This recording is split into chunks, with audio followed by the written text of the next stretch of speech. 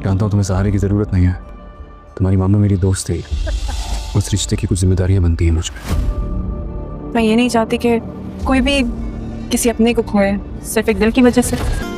इस दुनिया के हजूम में मेरा कोई नहीं है।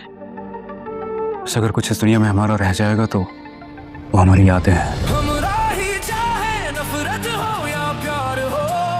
और अब मेरे और तुम्हारे पास इन्हीं यादों का सहारा है।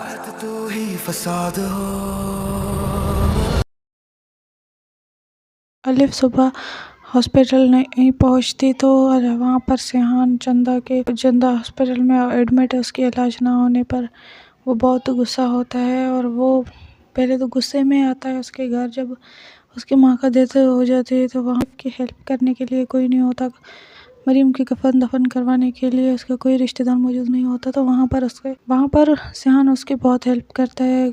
मैयत को दफनाने के लिए भी वो बंदोबस्त करवाता है और सब काम भी करता है। मैयत को दफना कर जब वो वापस जाता है चंदा के पास तो उसे अजीब एहसास होता है कि मैंने कुछ नहीं खाया, तो इसका मतलब अलिफ भी वहाँ भूखी बैठी होगी। वो उसे खाना वगैरह देने के लिए जाता है, तब उसे पता चलता है कि अलिफ कोई और नहीं बल्कि उसी की दोस्त जो मरियम थी उसी की बेटी है।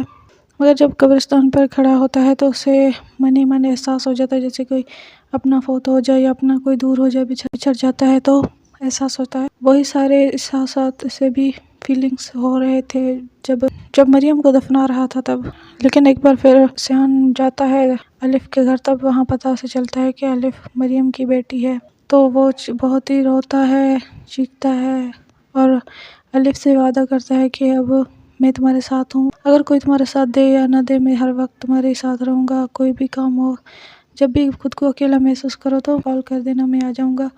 किसी भी चीज़ की ज़रूरत हो तो बेझिझक मुझे कहना, किसी और को नहीं। इससे अब शुरू हो गई ये इंटरेस्टिंग इन दोनों की लव स्टोरी। ये तो एक दूसरे के बहुत साथ देंगे, एक दूसरे के साथ रहेंगे और आगे चल के इन दोनों के जो हर ड्रामे में वैसे भी रिश्ते में जैसे आगे चलकर लड़की उससे बिछड़ जाती है या कोई ऐसा कोई सीन होता है तो बहुत ही वायलेंट हो जाता है, तो इसमें भी काफ़ी सारे ऐसे सीन होंगे जिसमें ये अलिफ को नहीं देखेगा तो वहाँ बहुत ही वायलेंट होगा। और इसी के लिए इन सारे कामों के पीछे इसका और कोई नहीं बल्कि सिहान का बाप जो है वही होगा। वो अलिफ को गायब वगैरह करवाएगा या तो मरवा देगा प्रॉपर्टी के लालच में।